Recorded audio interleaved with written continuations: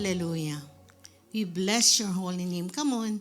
Come on, you can say to the Lord, we bless you, Father. We honor you, dear God. Father, as we read and study your word, we pray that the Holy Spirit is going to help us understand it, oh God. And I pray that beyond understanding, there is the love for you. There is the purpose, oh God, of knowing you more.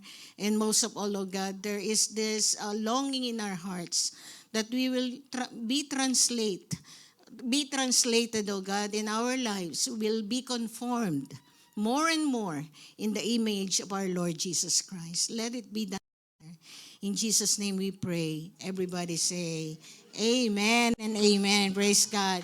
Come on, let's give the best clap offering unto our God. Amen. Okay, so I don't know about you, but every morning, the first thing I will do is to, listen to Christmas music. Of course, after prayer and the meditation of His Word, I always listen to Christmas music. Do you do that? O ako lang? Ako lang yata nostalgic dito. No? I do that. No? And one of the songs that I hear almost all of the time, but it caught my attention because of what I'm going to teach today, which is about peace. So the song is this way. It says, have yourself, have yourself. Let your heart. Ano kasunod? From now on, our troubles will be out of sight. I always hear that. For whatever reason, when I heard that line, from now on, actually yung mga lumang version sabi, next year then. Ay, hindi pala. Luma na ako talaga. But anyway, it says, you're with me, right? Amen, you're with me. Okay, it says, from now on, our troubles will be out of sight. Ngayon, every year we sing that, but troubles is still inside. Do you agree with me? Amen? Troubles is still inside. And sometimes, it's not just inside, it's even inside the house or your workplace. Trouble is almost everywhere. And as followers of Christ, our lives should be ruled by peace. Dapat walang sigawan sa bahay. Can you say amen to that? Amen. Oo, walang ganun, no? Our lives as followers of Christ are ruled by peace. But that is often not the case. Kasi nawawalan din naman tayo ng temper, right? Right, Brother Edgar? So nobody has to convince us. We know that worry and anxiety are very much part of our Christian experience. So what is peace? So apat lang po. I deviated from 3 points. I have 4 points today and I was given 30 minutes, so I hope I can make it, okay? So, what is peace? Okay, so I asked my classmate Miriam, I asked it, ano ba ang peace? Okay, so this is what the dictionary said. It's a state of tranquility or of quietness, and it's freedom from disquieting or oppressive thoughts or emotion, harmony in personal relations. So if you are going to take a look at that, all of those reasons why we should have peace in our hearts or in our lives is when there is quietness around. So all of these are external, amen? Pag walang magulo sa bahay, amen? If you are not fighting against each other and your neighbor is not that loud and things are going well, there's harmony in your workplace, so you say, okay, I have peace. Amen? These are external things. But there are things that, take our peace. We settle on momentary things. So there are peace. This peace that we have will be out after, what, a day or two? Wala na naman. You're peaceful today, and then after an hour or two sometimes, galit ka na naman. Amen? So, one thing that will take your peace is kapag wala kang pera. No? Could you take a look at your neighbor? If you have debts, parang nakakaalis ng peace yun di ba? No, ako lang yata. Amen. But you know what? I want to share with you something. When I first came here, when we first came here in the United States, of course we need to buy a car because the church gave us a car.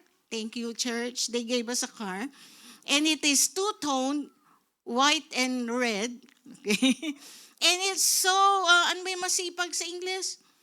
It's so industrious. You know, the wiper, it goes to the side. It will wipe. That is the wiper of the car that we first had. But it had died down, so we have to buy the car. And so I need also to be in a regular school.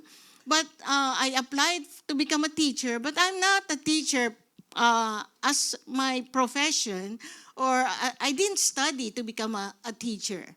So when I came here to the United States, we came here to the United States, the El Sobrante Christian School sponsored us.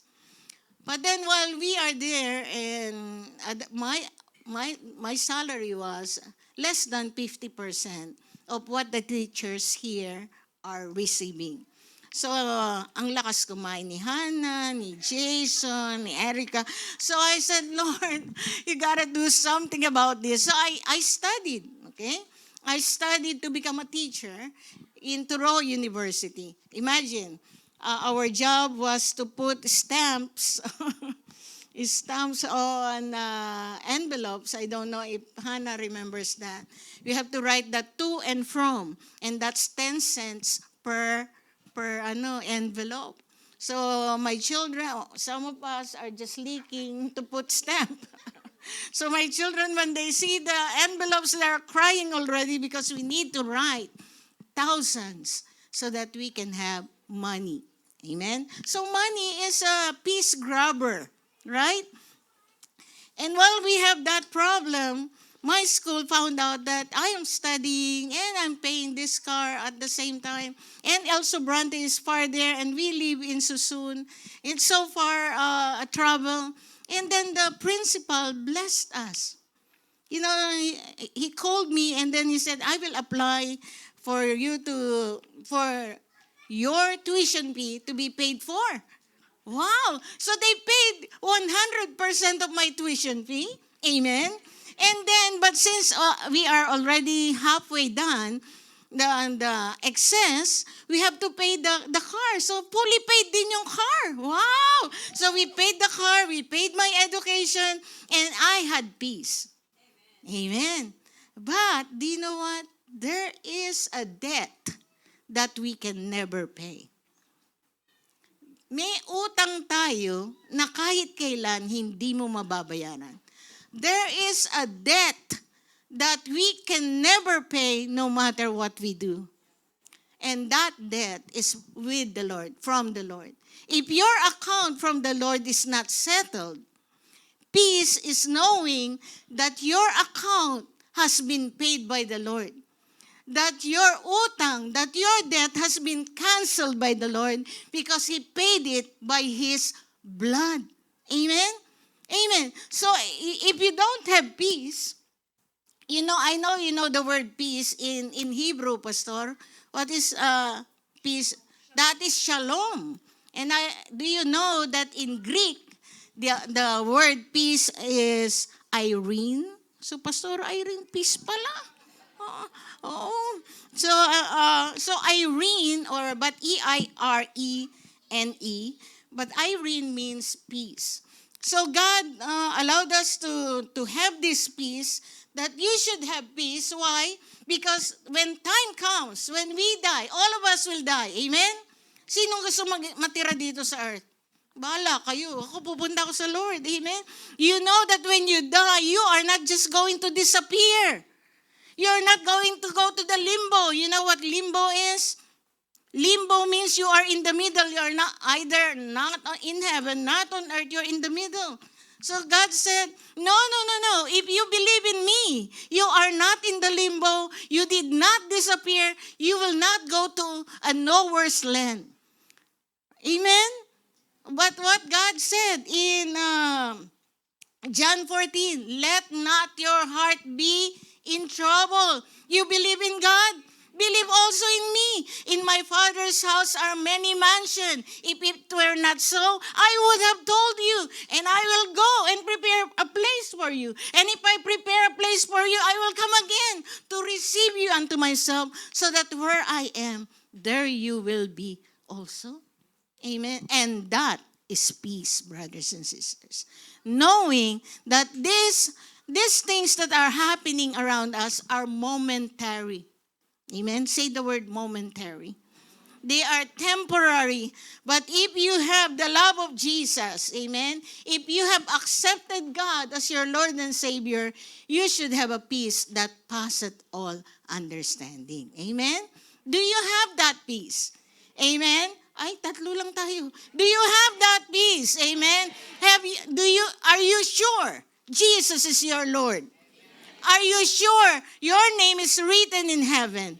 Are you afraid to die?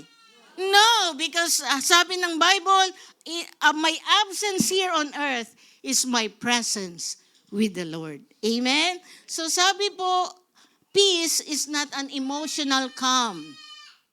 It is a reconciliation with the Lord. Kapag si Jesus na ang kaaway mo, malaki problema mo. Amen? But if Jesus is with you, yes, we will have a lot of concerns, but you will experience that peace that passeth all understanding. Amen? Number 2. So we know what is peace, but why do we need peace? Conflict and chaos is in every corner of our world. Amen? Anywhere there is conflict, and I don't have to convince you that our lives here on earth includes conflict. Lagi, no? May masama loob sa'yo, wala ka mang ginagawa, you're not doing anything, and then this person is not talking to you. Your husband just forgot about cooking the breakfast for you, and you're mad again, right? I mean, we have a lot of concerns, but you know what? This is happening because the moment sin enters our world, war becomes part of our lives. May I repeat that? When sin entered our world, we were transferred to Iraq. We were transferred into a war zone. We are now, you're fighting with your husband, children are fighting with their parents, siblings are fighting with one another, we are fighting in the office, even in the church sometimes we fight. Because brought this chaos in our lives. Amen? That's why we need peace. I asked Chat. You know Chat? Okay, my earlier friend was Miriam, and then I asked Chat. Hey Chat, I said, how many peace treaties? Do you know what a treaty is? A treaty is when two countries agreed that we legally we will do this, okay? Do you know that in 1990 alone, there are over 2,000 treaties, peace treaties. And every Christmas, we have this truce, di ba? Wala mo nang awayan, wala mo nang... So they have this gun. And then, Christmas time, okay. Hi, Merry Christmas, everybody. And then the day after, killing again. Because this kind of truce, this kind of treaties are so worldly and they don't know the peace of God. Amen? Do you know that there is so-called, kasi sabi rin ni Lord, di ba? You will find trouble in this world. That's a fact of life. And then do you know that there is an American Institute of Stress? Oh, see, meron palang ganyan, ano. So, their job, see, the government is sponsoring this one. And what do? They deal all kinds of stress, personal stress, corporate stress, combat stress, post-traumatic stress, all kind of stress. Just to read that one, you will be in stress. Because they invite different people, supposedly the experts of stress. Right? Is there anybody who is an expert in stress? You know, it's not true, right? Amen? But this is existing because of the reality that there is a big absence of deep-seated. Wala talaga tayong peace inside. So we are doing about everything and anything in order to solve whatever stress. Look at Isaiah 57. But the wicked are like, dito muna tayo. Ano sabi? There is no peace, says my God, for the wicked. Okay? Ngayon sabi mo, hindi man ako wicked, sister, makasalanan lang. You take a look at you ask my friend Miriam, wickedness and sinning is the same. Yun yung pang matawag na wicked. So sabi ng Lord, there is no peace for the wicked. And how does the wicked looks like? Sabi niya, but the wicked are like the tossing sea, for it cannot be quiet, and its water toss up refuse and mud. Di ba pag malakas na malakas yung bagyo, all the dirt will come out. All the mud will come out. And that is the wicked people. You know, if you don't have the peace of God, kapag nagalit ka, lahat na lang lumalabas. Supposedly, wala na yun no? But when you are mad, everything inside, from your mouth to your mind to your action, all the mad, M-U-D, all the mad things, all the refuse are coming out. Because we are wicked. Because we are sinners. Believe it or not, God said in Romans 3 verse 10, all of us are sinners. Not even one. Okay, if you don't believe me, open your Bible, Romans 3 verse 9 and 10. All of us are sinners, not even one. Not even my beloved pastor. Not even one. All of us are wicked. And you don't want to accept it sometimes because the word is so heavy. But we are wicked. We know ABC. Yan, magaling tayo sa ABC. Buti na lang ako, 1, 2, 3 ang gusto ko. A, we are alienated with God. From the root word what?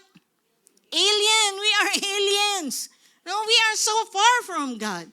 Without God in your life, you are as if you're not part. You're not part of the plans of God. B, we are in bondage in sinful desires. And then C, of course, we are in conflict with God. On top of this, we have a lot of robbers of peace. Okay, papaalala ko sa inyo ito. A lot of robbers of peace. Number 1, surprises in life. When there are things that you did not, ano ba yun? Expect. Thank you for the word. There are surprises in life that when you cannot expect, as if there's no God in your life anymore. Hindi mo lang makita yung susi.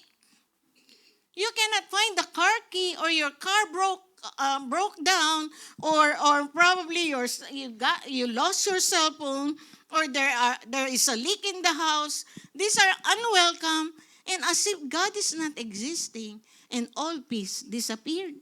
No? Ako lang yata, sorry po. Number 2, unconfessed sins. Until now, brother, until now, sister, you know it. You know you're doing something that does not glorify God. You know it. If you are still keeping this, you're still nourishing this, hopefully the pastor will not know it. Hopefully my mom will not know it. But God said, I know that. And you will never experience peace in your life if until now you're keeping that sin. Amen? Amen. Let's be true to our God. Number 3, we want to have our master's degree in worrying. Okay? Because of uncertainties in life. Pag may something uncertain, as a math teacher, I should know that 1 plus 1 is equal to 2.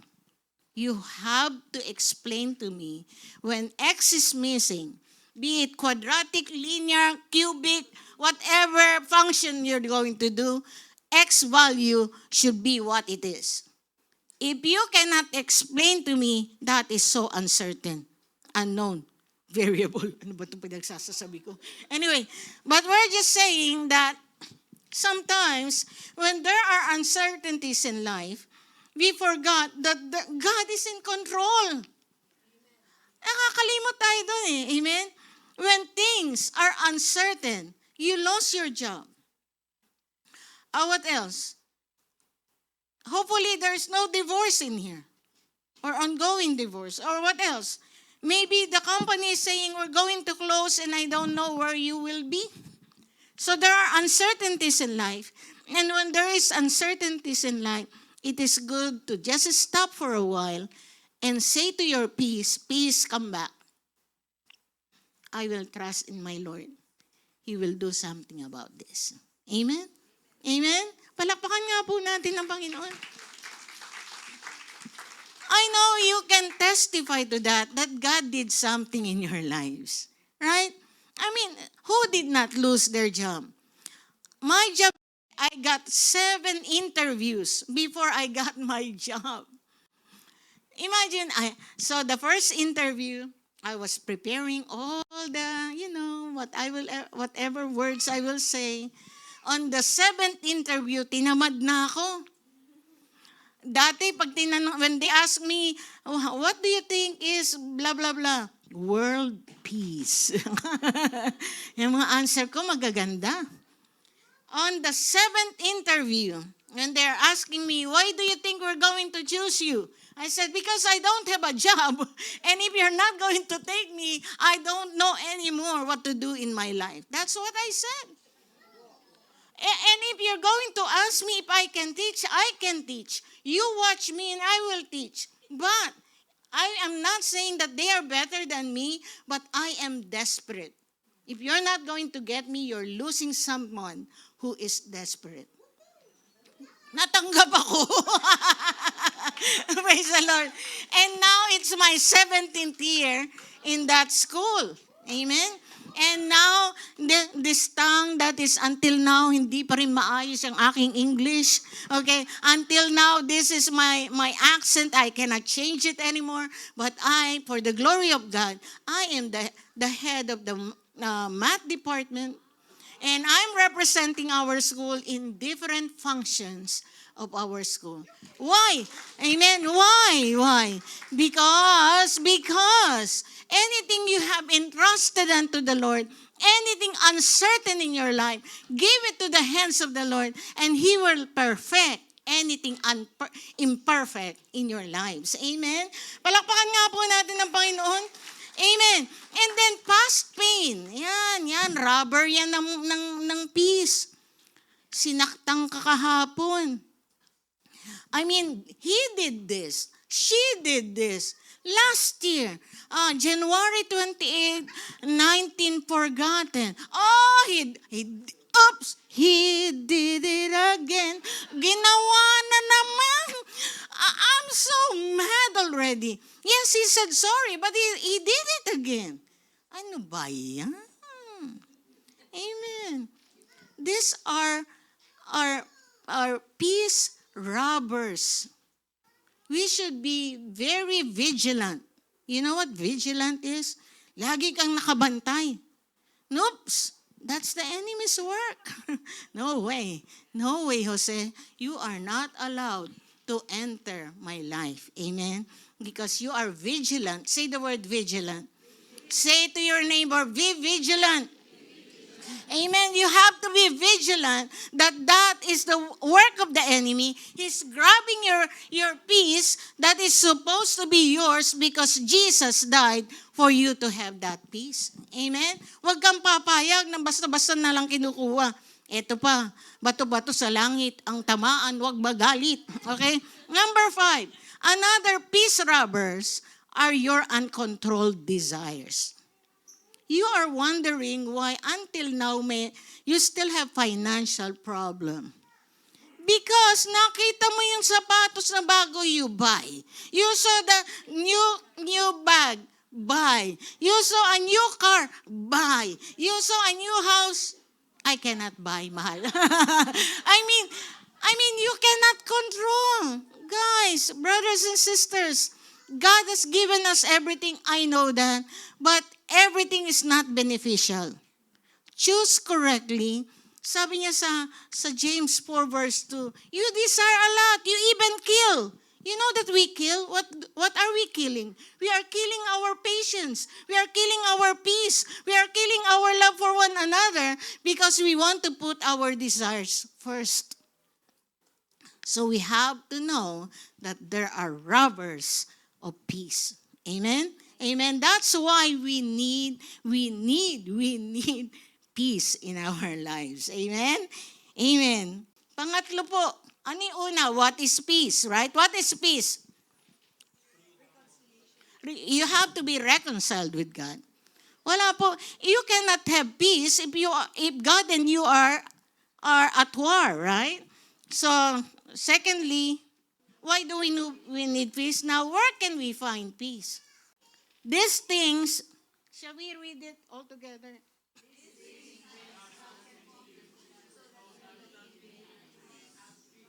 Okay. So I highlighted the word in me. Okay, sabi niya, these things I spoken to you so that in me you will have peace. He didn't say so that in my ideas you will have peace. He didn't say in your obedience to the word of God you will have peace. In circumstances you will have peace. In your comfort you will have peace. In your you will have peace. Hindi yun eh. Ano sabi ng Lord? Where can we find peace? In me. Who is that me? Jesus. In other words, peace is in Christ. Amen? Peace is in Christ. If you are outside the family of Christ, you can never have peace in your lives. So sabi ko nga, inaral ko to eh. Sabi ko, ano nga ba ibig sabihin ng in me? It's so hard to understand what is in me, right? But when God said, are you with me?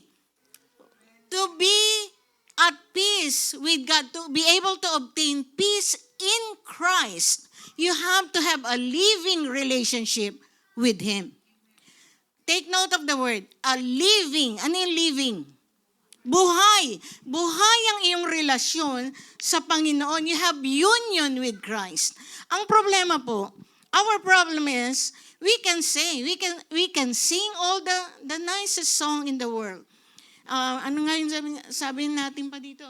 Because He lives, I can face tomorrow. Diba? May mga ganyan tayong kanta. Because He lives, all fear is gone. But when we are back into our lives, parang lahat puro fear. As if God is not around.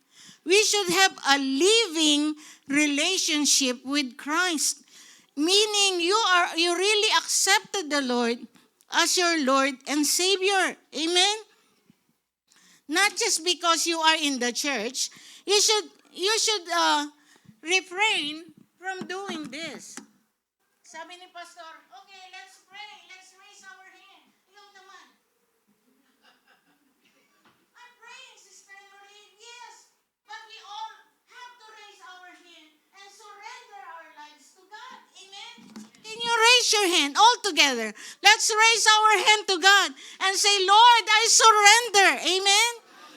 If you don't surrender your life, you cannot experience the capital L, capital I, capital V-I-N-G. It cannot be living if you are L-E-A-V-E, L-E-A-V-I-N-G, if you are living Christ in the church. Dapat living, pinapamuhay. So, you know what? These words, when God said that, He was about to die. He was about to be arrested and die. And then He said, these things I spoke to you so that you will have peace. Pero mamatay na siya, si Jesus. So what is God saying? Is that peace is not the absence of suffering. So we're saying, believers, we don't have to pretend. Okay, look at me. We don't have to pretend that everything is good in our lives. God knows everything. But your hope should be alive. If you need to cry, go ahead, cry. Amen. But you should not be out of hope. Hindi ka hopeless. Yes, you have this thing going on, but you know there is peace awaiting to those who trust in the Lord. Amen? Amen. And who is this person? Sabi dito, ayan, tandaan nyo to ha. Peace I leave to you, my peace I give to you. What? Not as the world gives, do I give to you. So what I'm saying is that there is a may fake peace. No? And where can you find that fake peace? Here in this world. If you want to have a peace that is just good for an hour or two, or a day or two, or a month, get your peace on earth. Pero sabi niya, peace I give to you. So let me just introduce to you who is this person who said this one. He is the image of the invisible God. He is the firstborn of all creation. By Him all things were created. He is before all things. In Him all things hold together. He is the head of the church. He is the firstborn from the dead. In Him the fullness of God was placed to dwell. Through Him reconciliation is available. And He made peace by the shedding of His blood. I don't know about you. If you're still looking for someone, He is the totality of what you're looking for. The one who died for you and for me. Amen? Palakpakan po natin ng Panginoon. So it is more than the calming of our spirit. We will still have trouble. Iiyak ka pa rin. Amen? You will still frown. You will still question. But remember, sabi niya, I give you peace, not as the world gives. The peace I give you is something that you've been looking for all your life. Amen? And the last one, how can I have this peace? So sabi ko po kanina, the hostility between God and man must be resolved. Dapat magkabati kayo ni Lord. Amen? Bati ba kayo ni Lord? Amen. Are you and God in good terms? Are you talking to God? Paunti-unti yung amen. Okay. So there is this man, his name is David. And even though he is a king, he still sinned. At sabi niya, when I refused to confess my sin, my body wasted away. And I groaned all day. Day and night, your hand of discipline was heavy on me. If we're not going to settle our sins and we're not giving our lives to God, we will be in trouble day in and day out. Isip ka pa rin ng isip. Isip ka pa rin ng isip. Amen? And you know, there is someone, his name is Bartimaeus, right? What did Bartimaeus said? David, son of David, have mercy on me. Do you know that the Beatles also wrote something like that? Sabi niya, help! I need somebody. Help! Not just anybody. Help! You know, I need someone. Help! You know what? I don't know. Bakit ayaw niyong kantahin? Gusto niya sabihin, I'm the only one who knows the song. You are all spiritual. You don't sing that anymore, right? Help!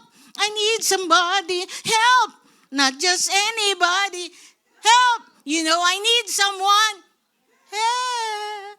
If you are at home, when you are at home, I don't know about you, but I sing a lot in my house. And when I sing, I give everything. Yung kapitbahay namin, bahala sila. I will sing. I want to sing. I love singing. No? Dumating si Yomi, siya na kumakanta ngayon. She's the one singing. But I love singing. But and I give my emotions to my singing. You give everything, right? But God is saying, when you cry unto the Lord, have you cried unto the Lord?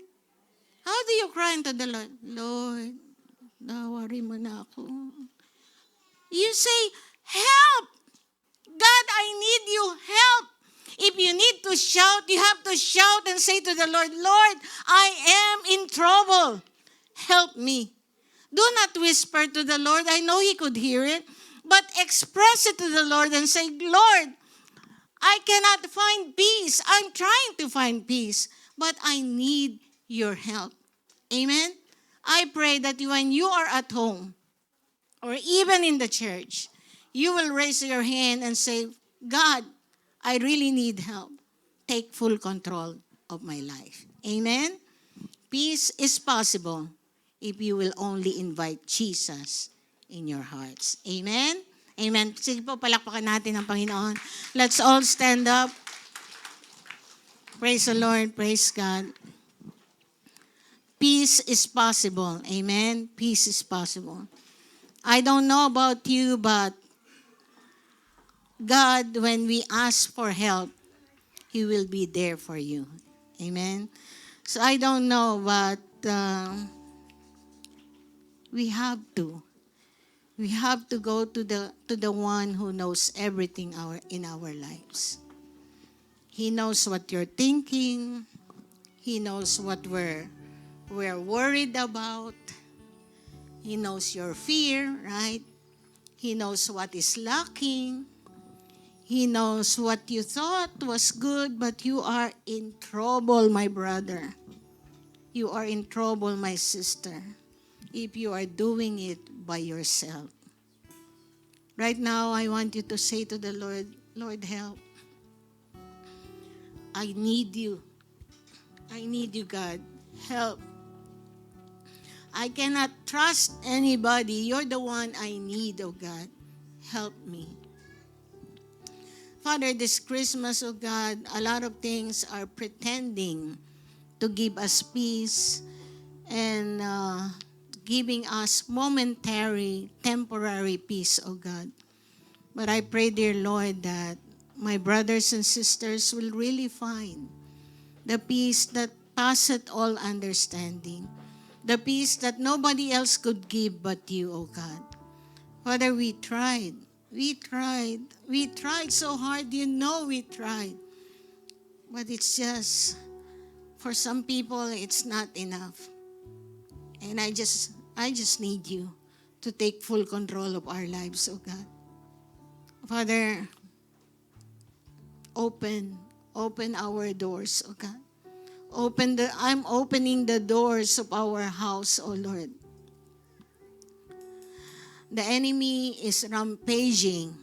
He is rampantly going inside our house. There's no peace in the house. I'm inviting you right now. Enter into that household, oh Lord, and let your peace reign, oh God. Father, there's someone here, oh God, who longs for understanding, who longs for love, who longs for a deeper relationship, oh Lord, with you. But somehow, it's hard. There are things that we just can't give in. We can't give up, oh Lord. Panginoon, kung meron po sa amin, if there's anyone among us who is still treasuring, nourishing this something in their lives that doesn't please you, Father, energize their spirit, oh God. Mobilize, oh Lord, mobilize, oh God, the Holy Spirit, and let them, oh Lord, come into them from the top of their heads down to the sole of their feet, and that they will have the courage to say, enough, enemy. You are not going to take control of this life. I'm giving this life to my Lord and Savior. Oh, brothers and sisters, can I ask you to just extend your hand to your neighbor, brother to brother, sister to sister. Can you just extend that hand to the person closest to you? And just feel that peace that God is now offering to all of us. God said, I give you my peace, not as the world gives, but it is I, Jesus, who is giving you this peace. Father God, to the shoulder that we are holding right now, embrace him, embrace her. Tell him, tell her that you're not done yet. You are going to do the best in their lives. That yes, it's murky and muddy and all refuse in our midst, but you're going to clean it, Lord. You're going to help us. You're going to help us. So, Father God, into your hands, we commend this brother, that sister, myself, ourselves, our lives, our families into your hands. Help us, dear Lord. Help us. Help us, Father. Help us. You can never do it. In Jesus' name we pray. Amen and amen. Praise God.